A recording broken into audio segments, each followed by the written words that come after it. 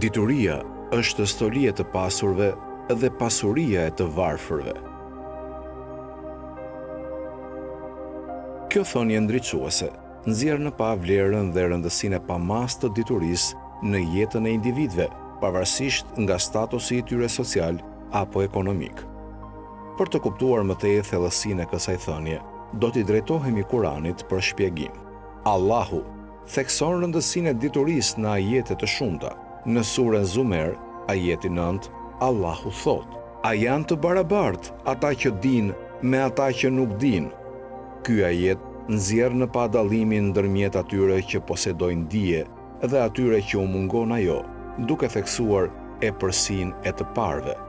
Përveç kësaj, në surën Mujadile, ajeti 11, Allahu thot: "Allahu lartëson ata që besuan prej jush, i lartëson në shkallë të lartë ata të cilve u është dhënë dituri."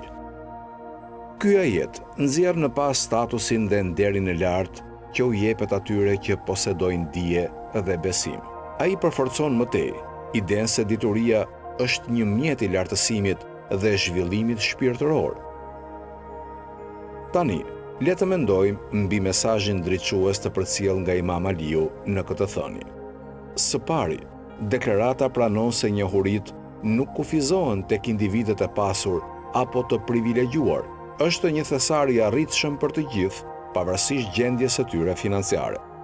Në fakt, dituria mund të shihet si pasuria e vërtetë e të varfërve, pasi i fuqizon ata të kapërcejnë rrethanat e tyre dhe të përmirësojnë jetën e tyre.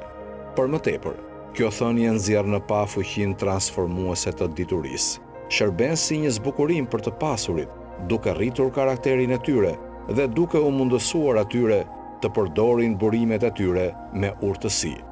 Njohuria i pajis ata me mirë kuptimin dhe aftësinë dalluese për të marrë vendime të informuara dhe për të kontribuar pozitivisht në shoqëri. Për të varfrit, dija është një mjet çlirimi nga prangat e varfërisë. Ajo i fuqizon ata të fitojnë aftësitë dhe ekspertizën e nevojshme për të përmirësuar gjendjen e tyre financiare. Nëpërmjet arsimimit dhe mësimit, të varfrit mund të thyejnë ciklin e varfërisë dhe të krijojnë një të ardhme më të mirë për veten dhe familjet e tyre. Imam Aliu inkurajon muslimanët që të kërkojnë dituri dhe të njohin vlerën e saj, pavarësisht nga rrethanat e tyre sociale ose ekonomike. Kjo thënie shërben si përkujtues se dituria nuk kufizohet në një grup apo klasë të caktuar individësh, është një bekim universal që ka potencialin për të ngritur dhe transformuar jetët.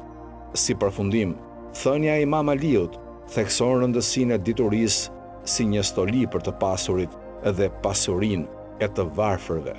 Ai nxjerr në pa fuqinë transformuese të diturisë dhe aftësinë e saj për të fuqizuar individët, pavarësisht nga statusi i tyre social apo ekonomik. Si musliman, ne duhet të përpiqemi të fitojmë dituri dhe ta përdorim atë për të përmirësuar veten dhe shoqërinë në tërësi. Allahu na dhënë urtësi dhe kuptim për të kërkuar dituri dhe për të përfituar prej saj.